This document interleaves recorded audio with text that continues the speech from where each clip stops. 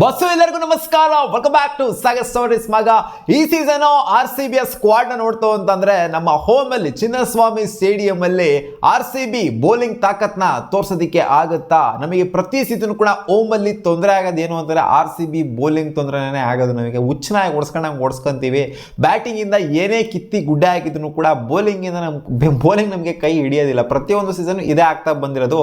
ನಮ್ಮ ಸ್ಟ್ಯಾಟ್ಸ್ ಹೆಂಗಿದೆ ಅಂದ್ರೆ ಚಿನ್ನಸ್ವಾಮಿ ಸ್ಟೇಡಿಯಂ ಅಲ್ಲಿ 47% ವಿನಿಂಗ್ ಪಾಸಿಬಲ್ ಅಷ್ಟೇ ಇರೋದು. ನಮಗೆ 50% ವಿನಿಂಗ್ ಪಾಸಿಬಿಲಿಟಿನೂ ಕೂಡ ಇಲ್ಲ.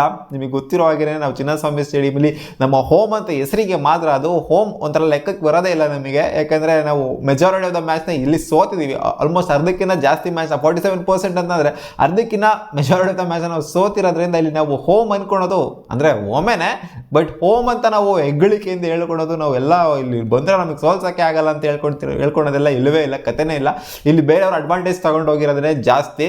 ಸೊ ಈ ಸೀಸನ್ ಏನಾದರೂ ನಮ್ಮ ಹೋಮ್ ಅಡ್ವಾಂಟೇಜ್ ನಾವು ಯೂಟಿಲೈಸ್ ಮಾಡ್ಕೊಳಕ್ಕೆ ಸಾಧ್ಯನಾ? ಫ್ಯಾಫ್ ಡು ಪ್ಲೆಸಿಸ್ ಅವ್ರು ಏನು ಹೇಳಿದ್ದಾರೆ ಆಕ್ಷನ್ ಎಲ್ಲ ಆದಮೇಲೆ ನಾವು ಏನು ಫೋಕಸ್ ಮಾಡಿದ್ವಿ ಅಂದರೆ ಚಿನ್ನಸ್ವಾಮಿ ಸ್ಟೇಡಿಯಂ ಅಲ್ಲಿ ಯಾರು ಚೆನ್ನಾಗಿ ಬೌಲಿಂಗ್ ಮಾಡಬಹುದು ಅದ್ರ ಮೇಲೆ ಫೋಕಸ್ ಮಾಡಿಬಿಟ್ಟು ನಾವು ಪ್ಲೇಯರ್ಸ್ಗಳನ್ನ ತಗೊಂಡಿದ್ದೀವಿ. ಟ್ರೇಡ್ ಮಾಡಿದ ವಿಚಾರದಲ್ಲಾಗಿರ್ಬೋದು, ಜೊತೆಗೆ ಆಕ್ಷನ್ ಅಲ್ಲಿ ಪಿಕ್ ಮಾಡಿರೋ ವಿಚಾರದಲ್ಲಾಗಿರ್ಬೋದು, ನಾವು ಚಿನ್ನಸ್ವಾಮಿ ಸ್ಟೇಡಿಯಂನ ತಲೆ ಇಟ್ಕೊಂಡು ಹೋಮಲ್ಲಿ ಫಸ್ಟ್ ನಾವು ಡಾಮಿನೇಟ್ ಮಾಡಬೇಕು ಅನ್ನೋದನ್ನ ಕಲ್ತ್ಕೊಳ್ಬೇಕು ಅಂತ ಇವ್ರನ್ನ ತಗೊಂಡಿದ್ದೀವಿ ಅಂತ ಹೇಳಿದ್ದಾರೆ ಪ್ರಿಸೈಸ್ ಆಗಿ. ಸೊ ಇವಾಗ ನಮ್ಮ ಬೌಲಿಂಗ್ ಯೂನಿಟ್, ನಾವು ಬ್ಯಾಟಿಂಗ್ ಯೂನಿಟ್ ಬಗ್ಗೆ ಮಾತಾಡೋದೇ ಇಲ್ಲ, ಬೌಲಿಂಗ್ ಯೂನಿಟ್ ಕೇಪಬಲ್ ಇದೆಯಾ? ಅಪೋನೆಂಟ್ ಕಟ್ ಹಾಕಬೇಕು ಚಿನ್ನಸ್ವಾಮಿ ಸ್ಟೇಡಿಯಂ ಅಲ್ಲಿ ಅಂತಂದ್ರೆ ಬೌಲರ್ಸ್ ಗಳಿಂದ ಅಟ್ಯಾಕಿಂಗ್ ಅಪ್ರೋಚ್ ಬರಬೇಕು. ಡಿಫೆಂಡಿಂಗ್ ಅಪ್ರೋಚ್ ಏನಾದ್ರು ಇತ್ತು ಅಂತಂದ್ರೆ ಬ್ಯಾಟರ್ಸ್ ಗಳು ಎತ್ತಾಕೊಂಡು ಎಲ್ಲೆಲ್ಲೋ ಗುಮ್ಮ ಹಾಕ್ಬಿಡ್ತಾರೆ ಯಾಕಂದ್ರೆ ಚೆನ್ನಾಗೆ. ಸೊ ಇವಾಗಿರೋಂಥ ನಮ್ಮ RCB ಬೌಲಿಂಗ್ ಯೂನಿಟ್ ನೋಡ್ತು ಅಂತಂದ್ರೆ ನಮ್ಮ ಹತ್ರ ತಾಕತ್ ಇದೆಯಾ ಅಂತ ಕೇಳಿದ್ರೆ ಖಂಡಿತ ತಾಕತ್ ಇದೆ ಅಂತ ಹೇಳ್ತೀನಿ. RCB ನೋಡ್ಕೊಂಡು ತಗೊಂಡಿದ್ಯಾ? ಹೌದು, ಒಂಥರ ನೋಡ್ಕೊಂಡೇನೆ ತಗೊಂಡಿದೆ. ಬಟ್ ನಾವು ಅನ್ಕೊಂಡಿರುವಂಥ ಪ್ಲೇಯರ್ಸ್ನ ತಗೊಂಡಿಲ್ಲ ಅಷ್ಟೇನೆ. ಆದರೆ ಒಂಥರ ಇವನ್ ಆಗಿ ಒಂಥರ ಸ್ಟೆಬಿಲೈಸ್ ಮಾಡತ್ರನೇ RCB ಪಿಕ್ ಮಾಡಿದೆ ಅಂತ ನನಗೆ ಯಾಕೋ ಅನ್ನಿಸ್ತಿದೆ. ಬರೀ ಬೌಲಿಂಗ್ ಯೂನಿಟ್ನ ನೋಡ್ತು ಅಂತಂದಾಗ ನಾವು ಆಪ್ಷನಲ್ ಕಂಪ್ಲೀಟ್ ಟೀಮ್ನ ನೋಡ್ತು ಅಂದಾಗ ಏನು ಗುರು ಹಿಂಗಿದೆ ಏನೂ ಇಲ್ಲ ಅಂತ ಅನ್ನಿಸ್ಬೋದು. But as a complete bowling ಯೂನಿಟ್ನ ನೋಡ್ತು ಅಂದಾಗ ನನಗೇನೋ ಒಂಥರ ಸ್ಟೆಬಿಲೈಸ್ ಆಗಿರೋ ಥರ ಕಾಣಿಸ್ತಾ ಇದೆ. ಬಟ್ ಬಸ್ ಬ್ಯಾಕಪ್ಪು ನಮಗೆ ಪುಡಾಂಗ್ ಪಂಟ್ರು ಪ್ಲೇಯರು ಇಂಡಿಯನ್ ಬ್ಯಾಕಪ್ಪು ಇಲ್ಲ ಅಂತ ಅನ್ನಿಸಿದೆ. ಆದರೆ ಅಂದರೆ ಫಾಸ್ಟ್ ಬೌಲಿಂಗ್ ಆಪ್ಷನ್ ಆಗಿ ಇಂಡಿಯನ್ ಬ್ಯಾಕಪ್ ಆಗಿ ಮಸ್ತಾಗಿ ಚೆನ್ನಾಗಿ ಆಡುವಂಥ ಪ್ಲೇಯರ್ಸ್ಗಳು ಇಲ್ಲ ಅಂತ ಅನ್ನಿಸಿದೆ. ಅದನ್ನು ಬಿಡ್ತು ಅಂದರೆ ಒಳ್ಳೆ ಪಿಕ್ಕನ್ನು ಮಾಡಿದರೆ ಪ್ಲೇಯಿಂಗ್ ಲೆವೆನಲ್ಲಿ ಆಡಿಸೋದಕ್ಕೆ ಯಾವುದೇ ತೊಂದರೆ ಇಲ್ಲ ಅಂತ ಅನ್ನಿಸ್ತಾ ಇದೆ. So as A bowling unit ನ ನೋಡ್ತು ಅಂದ್ರೆ ಸ್ಪಿನ್ನರ್ಸ್ ಇಲ್ಲ ಅಂತ ನಾವು ಅನ್ಕೊಂತ ಇದೀವಿ. ಸ್ಪಿನ್ನರ್ಸ್ ನಿಜಕ್ಕೂ ಇಲ್ವಾ? ಇವಾಗ ಮ್ಯಾಕ್ಸ್ವೆಲ್ ಮಾಡ್ತಿರೋ ಸ್ಪಿನ್ನ ನೋಡ್ತು ಅಂದ್ರೆ ವರ್ಲ್ಡ್ ಕಪ್ ಅಲ್ಲಿ ಮಾಡಿದ ಸ್ಪಿನ್ ಎಲ್ಲ ನೋಡ್ತು ಅಂತಂದ್ರೆ ಅವ್ರ ಹತ್ರ ಜೆನ್ಯೂನ್ ಸ್ಪಿನ್ನರ್ ತರನೇ ಕಾಣಿಸ್ತಾ ಇದ್ದಾರೆ. 4 ಓವರ್ ಅಥವಾ 3 ಓವರ್ ಹಾಕುವಂತ ಕೇಪಬಿಲಿಟಿ ಅಥವಾ 2 ಓವರ್ ಹಾಕುವಂತ ಕೇಪಬಿಲಿಟಿ ಖಂಡಿತ ಇದೆ. ಇಲ್ಲಿ ಕೆಮ್ರಾನ್ ಗ್ರೀನ್ ಬೇರೆ ಇರೋದ್ರಿಂದ ಕೆಮ್ರಾನ್ಗೆ ಒಂದು 2 ಓವರ್ ಹಾಕಿದ್ರು ಅಂತಂದ್ರೆ ಮ್ಯಾಕ್ಸ್ವೆಲ್ ಒಂದು 2 ಓವರ್ ಹಾಕಿದ್ರು ಅಂತ, ಅಥವಾ 4 ಓವರ್ ಹಾಕುವಂತ ಕೇಪಬಿಲಿಟಿನೂ ಕೂಡ ಇರೋದ್ರಿಂದ Maxwell right arm off spinner ಆಗಿ ಬರ್ತಾರೆ, ಈ ಕಡೆ ಲೆಫ್ಟ್ ಆರ್ಮ್ ಆಫ್ ಸ್ಪಿನ್ನರ್ ಆಗಿ ಆರ್ಥೋಡಾಕ್ಸ್ ಬೌಲರ್ ಆಗಿ ಬರ್ತಾರೆ ಮೈಕ್ ಡಾಗರ್ ಅವರು. ಸೊ ಅದನ್ನ ವೇರಿಯೇಷನ್ ಅಂತೂ ಇದೆ. ಸೊ ಇವರಿಬ್ರನ್ನಾರು ಆಡಿಸ್ತು ಅಂತಂದ್ರೆ ಬೇಕಾದ್ರೆ ಇಂಪ್ಯಾಕ್ಟ್ ಪ್ಲೇಯರ್ ಆಗಿ ಇವರು ಕರಣ್ ಶರ್ಮಾ ಅವ್ರನ್ನ ಬೇಕಾದ್ರೆ 3ನೇ ಸ್ಪಿನ್ನರ್ ಆಗಿ ಕೂಡ ಯೂಸ್ ಮಾಡ್ಕೊಳ್ಳಬಹುದು. ಕರಣ್ ಶರ್ಮಾ ಲೆಗ್ ಸ್ಪಿನ್ನರ್ ಆಗಿ ಬಂತು ಅಂದ್ರೆ 3 ರೀತಿಯ ವೇರಿಯೇಷನ್ ಅಂತೂ ಒಂಥರ different kind of spin attack ಅಂತೂ ನಮ್ಮ ಹತ್ರ ಇದೆ, ವೇರಿಯೇಷನ್ ಅಂತೂ ಇದೆ. ಸೊ ಆದ್ರಿಂದ RCB ಒಂಥರ ನೋಡಕ್ ಚೆನ್ನಾಗೇನೆ ಪಿಕ್ ಮಾಡ್ಕೊಂಡಿದೆ. ಬಟ್ ಇದು ಇಂಪ್ಲಿಮೆಂಟ್ ಯಾವ ತರ ಆಗುತ್ತೆ ಅಂತ ಒಂದು ಕ್ಯೂರಿಯಾಸಿಟಿ ಅಂತೂ ಇದೆ. ಸ್ವಪ್ನಿಲ್ ಸಿಂಗ್ ಬ್ಯಾಕಪ್ ಆಗಿ ಇದ್ದಾರೆ, ಬೇಕಾದ್ರೆ ಅವ್ರನ್ನ ಕೂಡ ಟ್ರೈ ಮಾಡಬಹುದು. ಎಕ್ಸ್ಪೀರಿಯನ್ಸ್ ಅಂತೂ ಇದೆ ಸ್ವಪ್ನಿಲ್ ಸಿಂಗಿಗೆ.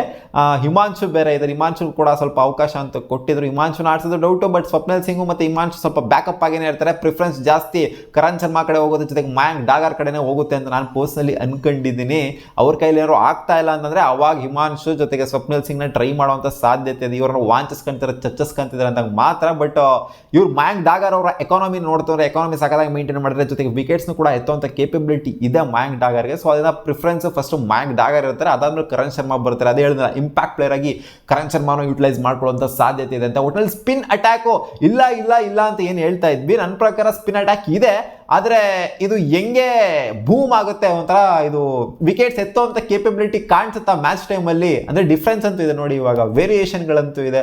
ಒಂದೇ ರೀತಿಯ ಇವಾಗ ಲೆಫ್ಟ್ ಆರ್ಮ್ ಸ್ಪಿನ್ನರ್ ಅಂದರೆ ಬರೀ left arm spinner, right arm spinner ಅಂದರೆ ಬರೀ ಆಫ್ ಬ್ರೇಕ್ ಬೌಲರ್, ಆ ಥರ ಏನಿಲ್ಲ, ಡಿಫ್ರೆನ್ಸ್ ಅಂತೂ ಇದೆ ನಮ್ಮ ಸ್ಪಿನ್ ಅಟ್ಯಾಕಲ್ಲಿ. ಸೊ ಒಳ್ಳೆ ಕ್ವಾಲಿಟಿ ತರನೇ ರೆಡಿ ಮಾಡಿದರೆ, ಬಟ್ ಇದು ಇಂಪ್ಲಿಮೆಂಟ್ ಆಗ್ಬೇಕಾದ್ರೆ ಅದು ಯಾವ ತರ ಇಂಪ್ಲಿಮೆಂಟ್ ಆಗುತ್ತೆ ಅಂತ ನಮಗೆ ಗೊತ್ತಿಲ್ಲ ಅಷ್ಟೇ. ಅಸ್ ಎ ಪೇಸ್ ಅಟ್ಯಾಕ್ ನೋಡ್ತಾ ಹೋದ್ರೆ ಇಲ್ಲಿ RCBಗೆ ಸ್ವಲ್ಪ ತಲೆ ಕೆಡುವಂತ ಸಾಧ್ಯತೆ ಇದೆ. ಯಾರು ಇಲ್ಲಿ ಪವರ್ ಪ್ಲೇಲಿ ಅಟ್ಯಾಕ್ ಮಾಡಬೇಕು, ಯಾರು ಇಲ್ಲಿ ಡೆತ್ ಓವರ್ ಅಲ್ಲಿ ಮುಗಿಸ್ಕೊಂಡು ಕೊಡಬೇಕು ಅನ್ನೋ ಒಂದು ಕ್ಯೂರಿಯಾಸಿಟಿ ನಮಗೂ ಇದೆ, RCBಗೂ ಇದೆ. ಏನೇ ಸ್ಟ್ರಾಟಜಿ ಮಾಡ್ಬೋದು, ಇಂಪ್ಲಿಮೆಂಟ್ ಮಾಡ್ಬೇಕಾದ್ರೆ ಅದು ಡಿಫ್ರೆನ್ಸ್ ಆಗಬಾರ್ದು. ಸೊ ಅದೇ ಸ್ಟ್ರಾಟಜಿ ಇಂಪ್ಲಿಮೆಂಟ್ ಆಗಬೇಕು.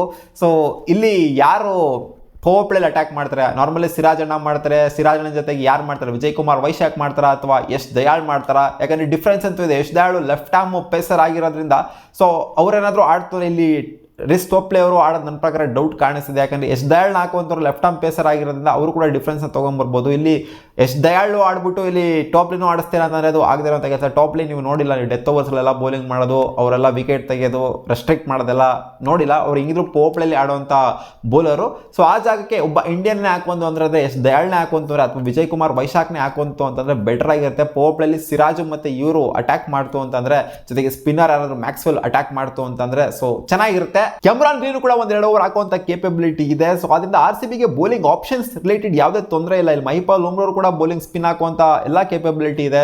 ಬೌಲಿಂಗ್ ಆಪ್ಷನ್ಸ್ ಬಗ್ಗೆ ತೊಂದರೆ ಇಲ್ಲ.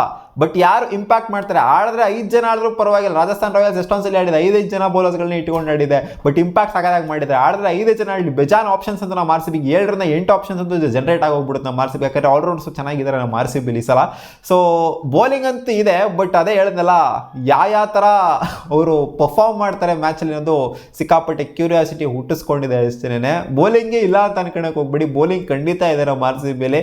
ಬಟ್ ಆದರೆ ಅದು ಯಾವ ಥರ ಈಚೆ ಬರುತ್ತೆ ಪ್ರತಿಯೊಂದು ಮ್ಯಾಚಲ್ಲಿ, ಅದು ನಮ್ಮ ಚಿನ್ನಸ್ವಾಮಿ ಸ್ಟೇಡಿಯಮಲ್ಲಿ ಯಾವ ರೇಂಜಿಗೆ ಈಚೆ ಬರುತ್ತೆ ಅಂತ ನಾವು ಕ್ಯೂರಿಯಸ್ ಆಗಿ ವೆಯ್ಟ್ ಮಾಡೋ ಥರ ಆಗಿದೆ ಅಷ್ಟೇ. ಡೆತ್ ಓವರ್ಸು ನನ್ನ ಪ್ರಕಾರ ಅಲ್ಜಾರಿ ಜೋಸಫು ಅಂದರೆ ಲೊಕಿ ಫರ್ಗ್ಯೂಸನ್, ಅಲ್ಜಾರಿ ಜೋಸಫ್ ಇಬ್ಬರಲ್ಲಿ ಯಾರಾದರೂ ಒಬ್ಬರು ಹೇಳ್ತಾ ಇರೋದು. ಸೊ ಇಬ್ಬರಲ್ಲಿ ಯಾರಾದರೂ ಒಬ್ಬರು ಆಡೋದಂದರೆ 2 ಓವರ್ ಡೆತ್ ಓವರಲ್ಲಿ ಅವ್ರು ಬೌಲಿಂಗ್ ಮಾಡುವಂಥ ಸಾಧ್ಯತೆ ಇದೆ. ಜೊತೆಗೆ ಇಲ್ಲಿ ಸಿರಾಜನ್ನು ನಿಭಾಯಿಸಬೇಕಾಗತ್ತೆ ಡೆತ್ ಓವರ್ಸ್ನ. ಮಾಡಿದ್ದಾರೆ ಸಿರಾಜ್, ಇಲ್ಲ ಅಂತಲ್ಲ, ಬಟ್ ಸುಮಾರು ಸಲ ಹೊಡೆಸ್ಕೊಂಡಿದ್ದಾರೆ ಸಿರಾಜ್. ಅಂತ ಕಾನ್ಫಿಡೆನ್ಸ್ ಕೊಟ್ಟಿಲ್ಲ ಡೆತ್ ಓವರ್ಸ್ಗಳಲ್ಲಿ. ಸುಮಾರು ಸಲ ಚೆನ್ನಾಗೂ ಕೂಡ ಮಾಡಿದ್ದಾರೆ. ಸೊ ಒಂಥರ ದ್ವಂದ್ವದ ಬೌಲರ್ ಸಿರಾಜ್ ಬೈ. ಒಂದ್ಸಲ ಹುಚ್ಚನಾಗಿ ಓಡಿಸ್ಕೊಂತ ಒಂದೊಂದ್ಸಲ ಸಿಕ್ಕಾಪಟ್ಟೆ ಎಕಾನಮಿಕಲ್ ಆಗಿ ಮೇಂಟೈನ್ ಮಾಡಿಬಿಡ್ತಾರೆ.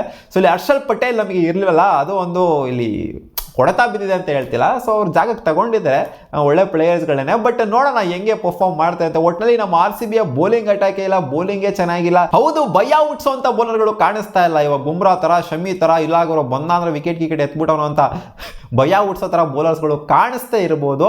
ಬಟ್ ಆದರೂ ಕೂಡ ಡೀಸೆಂಟ್ ಆಗಿದೆ ನಮ್ಮ ಬೌಲಿಂಗ್ ಅಟ್ಯಾಕ್. ಅಂತ ವರ್ಸ್ಟ್ ಕಳಪೆಯಾಗಿ ಏನು ಪಿಕ್ ಮಾಡಿಲ್ಲ ಅಂತ ಅನ್ಕೊಂತೀನಿ. ಇದೆ ಆಪ್ಷನ್ಸ್ ಅಂತೂ ಬೇಜಾನ್ ಆಪ್ಷನ್ಸ್ ಇದೆ. ಒಂದೊಂದು ಟೀಮ್ಗಳಿಗೆ 5 ಬೌಲಿಂಗ್ ಆಪ್ಷನ್ಸ್ಗಳು ಇರ್ತವೆ. ಸೊ ಆ ಥರ ಟೀಮ್ಗಳೇ ಪರಿಸ್ಥಿತಿನೇ ಬೇರೆ. ಇವಾಗ ನಮ್ಮ ಹತ್ರ ಬೇಜಾನ್ ಬೌಲಿಂಗ್ ಆಪ್ಷನ್ಸ್ಗಳಿದೆ. ಈ ಥರ ಇದ್ರೂ ಕೂಡ ಒಂದೊಂದು ಟೈಮ್ ಹುಚ್ಚನಾಗಿ ಓಡಿಸ್ಕೊಂಡ್ಬಿಡ್ತೀವಿ. ಸೊ ಆ ಪರಿಸ್ಥಿತಿನೇ ಬೇರೆ. ಒಟ್ಟಿನಲ್ಲಿ ನಮ್ಮ RCBಯ ಬೌಲಿಂಗ್ ಅಟ್ಯಾಕ್ ಡೀಸೆಂಟಾಗೇ ಕಾಣಿಸ್ತಾ ಇದೆ.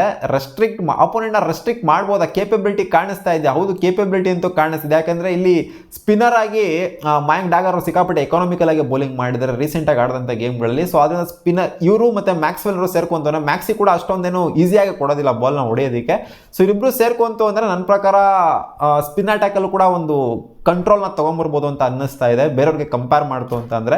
ಸೊ ನೋಡೋಣ, ಒಳ್ಳೆ ಆಪ್ಷನ್ಸ್ ಅಂತೂ ಇದೆ ನಮ್ಮ RCBಲಿ. ಸೊ ಕಡೆಗಳನ್ನೇ ಅಂಡರ್ ಎಸ್ಟಿಮೇಟ್ ಎಲ್ಲ ಮಾಡೋದಕ್ಕಾಗೋದಿಲ್ಲ ಈ ಬೌಲಿಂಗ್ ಯೂನಿಟ್ನ. ಸೊ RCB ಏನೋ ಡೀಸೆಂಟಾಗಿ ಪಿಕ್ ಮಾಡಿದೆ. ನೋಡೋಣ ನಿಮಗೇನು ಅನ್ನಿಸ್ತದೆ ಈ ಬೌಲಿಂಗ್ ಯೂನಿಟ್ನ ನೋಡ್ತು ಅಂತಂದರೆ. ಏನಾದ್ರು ಡಿಫ್ರೆನ್ಸ್ ಮಾಡುತ್ತೆ, ಎಸ್ಪೆಷಲಿ ನಮ್ಮ ಚಿನ್ನಸ್ವಾಮಿ ಸ್ಟೇಡಿಯಮಲ್ಲಿ ಕಂಟ್ರೋಲ್ ಮಾಡ್ತಾರೆ ಅಂತ ಹೇಳ್ತೀರಾ ಅಥವಾ ಮಾಡೋದಿಲ್ಲ ಅಂತ ಹೇಳ್ತೀರಾ? ಕಾಮೆಂಟ್ ಸೆಕ್ಷನಲ್ಲಿ ಕಾಮೆಂಟ್ ಮಾಡಿ ತಿಳಿಸಿ. ಸಿಗೋಣ ಮುಂದಿನ ವಿಡಿಯೋದಲ್ಲಿ. ಬಾ.